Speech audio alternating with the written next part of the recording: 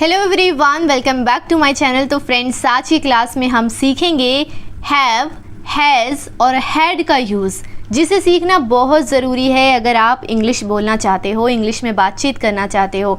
तो चलिए शुरू करते हैं। तो सबसे पहले जानते हैं कि हैव, हैज़ और हैड का मतलब क्या होता है। तो तीनों की ही मीनिंग सेम होती है, तीनों का ही मतलब सेम होता है। तीनों का मतलब होता है पास होना या रखना, ठीक है, किसी चीज़ का पास होना या रखना। अब जान लेते हैं कि इनका यूज़ कैसे करना है, ठीक है, इस्तेमाल कैसे करना है, सेंटेंस कैसे बनाना है। तो सबसे पहले हैव का यूज़ देखते हैं। हैव का यूज़ आई, यू, वी और दे के साथ करते हैं, ठीक है। हैव का यूज़ आई, यू, वी और दे के साथ करते हैं। जैसे कि आई हैव मतलब मेरे पास, यू हैव मतलब तुम्हारे पास, वी हैव मतलब हमारे पास, दे हैव मतलब उनके पास। अब एग्जाम्पल के साथ समझते हैं कि सेंटेंस कैसे बनेगा हैव के साथ में। For example, I have a pen, मेरे पास एक कलम है। I have a pen. I have a book, मेरे पास एक किताब है। I have a book. I have some money, मेरे पास कुछ पैसे हैं। आई हैव सम मनी, मेरे पास कुछ पैसे हैं। अब यू के साथ में हैव का यूज़ देखेंगे। You have a phone, you have a phone, तुम्हारे पास एक फ़ोन है।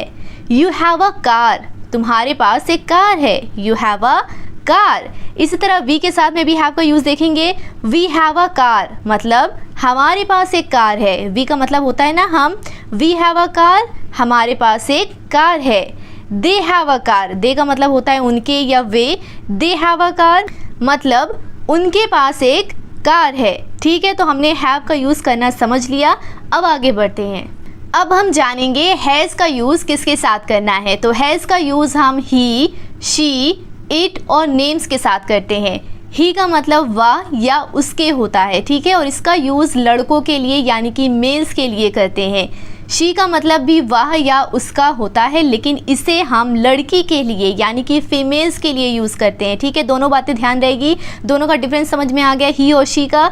इसके अलावा हैज़ का यूज़ हम इट के साथ और नेम्स के साथ भी करते हैं, यानी किसी का नाम आ जाए तो वहाँ पर भी हम हैज़ का यूज़ करते हैं। For example, he has a book, he has a book, उसके पास एक किताब है। He has a book. He has a car, उसके पास एक कार है। ही हैज़ अ कार, उसके पास एक कार है। शी हैज़ अ पेन, उसके पास एक कलम है। शी हैज़ अ पेन, उसके पास एक कलम है।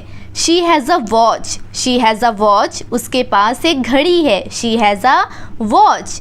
राहुल हैज़ अ वॉच, यहाँ पर देखिए हैज़ का यूज़ हम नेम्स के साथ भी कर रहे हैं। राहुल किसी का नाम है ना।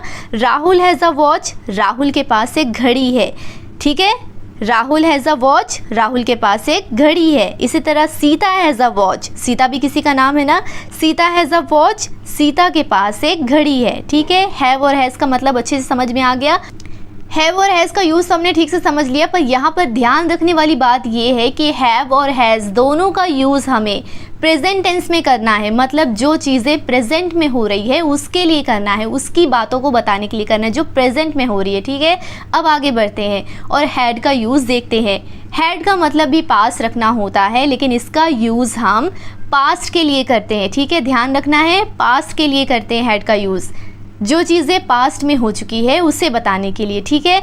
दूसरी बात जो ध्यान रखनी है वो ये कि हैड का यूज़ हम सभी के साथ करते हैं। मतलब I, you, we, they, he, she, it और नेम्स के साथ भी करते हैं। For example, she had a watch, she had a watch, उसके पास एक घड़ी थी। शी हैड अ वॉच, उसके पास एक घड़ी थी।